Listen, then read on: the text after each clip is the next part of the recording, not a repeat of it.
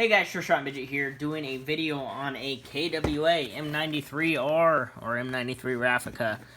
So, this is actually my old box for the NS1 version. So, I got the NS2 version because I regretted selling my NS1 version that I had gotten years and years ago. So, this is the old box that I still had. Your newer ones are going to come in these type of boxes. So, expect that. So let's get started. So, this is stuff that I had in here a long time ago. Just like a parts breakdown. The magazine that's going to come with your gun is a 32 round magazine. They have a long and more extended one. The high cap, if you will, that holds 50 rounds, and then they have the M9 style, which is flush in the gun, and that holds 25 BBs. So this is the mid-length. This is the M93R style. But it works with their M9s too. I already HPA tapped it. I have a second HPA tap and a second mag on its way, so I will be tapping that later this week before I play Sunday with this. And then actually I'm buying a third tap tonight, so I will find a third magazine to buy later on, but I'm going to order a third tap tonight. These are HPA Russian taps. They're okay. I will try to make a video specifically on these later.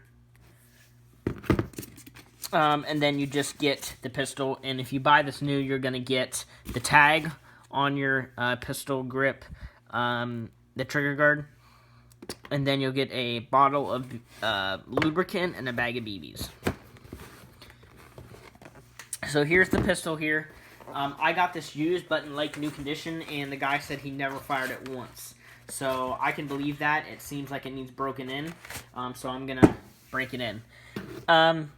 So the magazine that comes with holds 32 BBs, metal feed lip, steel base plate, and back strap part.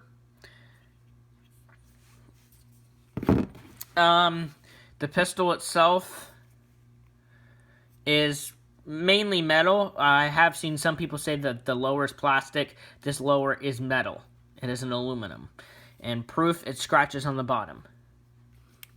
So you have an aluminum slide, aluminum lower, so it's a pretty light gun. It's kind of heavy in the back here, just in the back area. When you put the magazine in, it balances it pretty well. So metal lower, metal slide, plastic outer barrel, and it's got the compensator here. I will be taking the orange off of here momentarily. Tonight I will take that off. Just probably some alcohol will take it off. It's not an actual tip. It's just painted on. And you can see it's already chipped there. So you have a steel folding grip. You're supposed to hold it like this. It's very comfortable. It looks really stupid and really non-comfortable. But it's very comfortable. It's single action. And then here's the safety. So fire, safe. You have 3-round burst, full auto in the middle, and then semi-automatic at the top. Your sights are painted white. There's just the line and then the dot. I really would rather have it be 3 dots, but this is true to the real one, from what I've heard. On the inside of this pistol, it is basically a M9. It uses an M9 nozzle, but other than that, the lower receiver, it's mainly proprietary down here. It does have a steel hammer and a few other steel components inside. Slide lock is on the left side only, same with the other controls here. To take the slide off, you push this button and pull the switch down, but you have to invert it because the spring likes to pop out. It's very simple down in here. I believe the nozzle is M9 compatible. I'm not 100% sure on that one. As you can see, it's lubricated really nicely. Overall, the parts are pretty nice. I have seen some quality control issues with KWA, though, with like their pistols being put together improperly. I actually have that experience with this KWA P226 of my friends. I'm trying to return it. It's almost a year old, but it's hardly been used because it doesn't function properly. I got a new valve for it, which is actually this old one, the standard valve for this. I put it in here. So it's a brand new valve because the other one snapped, and it just does not function right. It does not cycle on propane. It gets like maybe 3, 4, maybe 5, 6 shots off. It's hard to tell when there's BBs in there, and then it'll just stop cycling and spray gas out the front, and everything looks proper. The nozzle is not cracked, so I don't know what is wrong with this. Trying to get it returned so then I can get a new one back or this one fixed so that I can sell it for him, because my friend is looking for a CQB weapon, not a sidearm. And then sometimes that happens too. When you fire it, the trigger goes dead. And I'm not sure if that's supposed to happen. So I've just seen some quality control issues. But if you get one and it functions properly, then you're probably not going to have any issues for a little while at least. Unless your bucking swells because you're using green gas. I have an HPA tap, like I said. So let's go ahead and just dry fire it real quick. I have a tank. This tank is set for 110 PSI, but I will be running it at 120 PSI. Feet per second with 0.3s is 320 with at 120 PSI, we're getting 320 feet per second. So it's at roughly 380 with 0.2s at 120 PSI. So out of the box with green gas or propane, you're probably going to get about 360, 370 with warm weather with a 2. I'd recommend using 0.3s. With 0.3s with propane, you're probably going to get about 300, which is still pretty good. Maybe a little less, maybe 290. So let's do semi-auto first.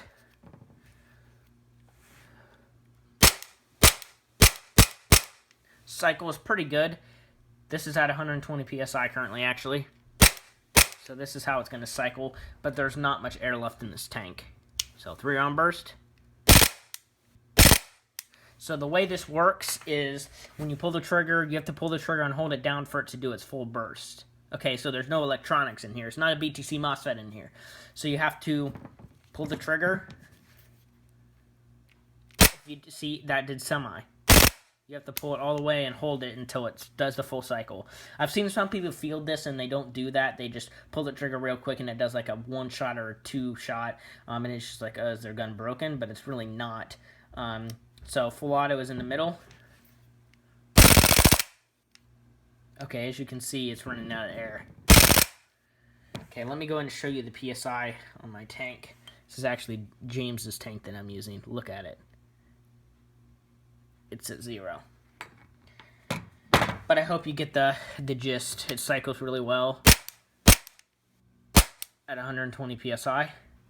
Let's go ahead and untap the tank. And release it.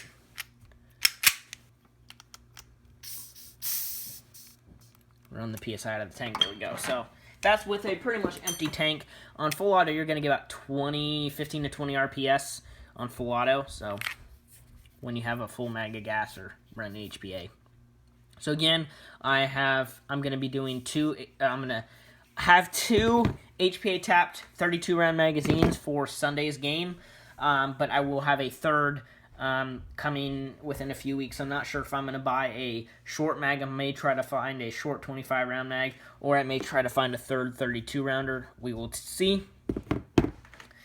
But even if I have 2 32 rounders, that's 64 rounds. That's quite a bit, to be honest. More than I had for my HPA tapped USP. So if you have any questions, please comment below. Thank you for watching. Hope you enjoyed this video. I really do recommend this pistol, but if you have an issue with it, return it to KWA right away, or the retailer you got it from. Do not wait. So if you have an issue, do not try to trade it off. Get it fixed, because KWA's customer service is pretty good, but you have to go to them right away. But if you've had the gun for a year and it's gone through multiple people's hands, it's going to be incredibly hard to get anything done without shelling out a bunch of money.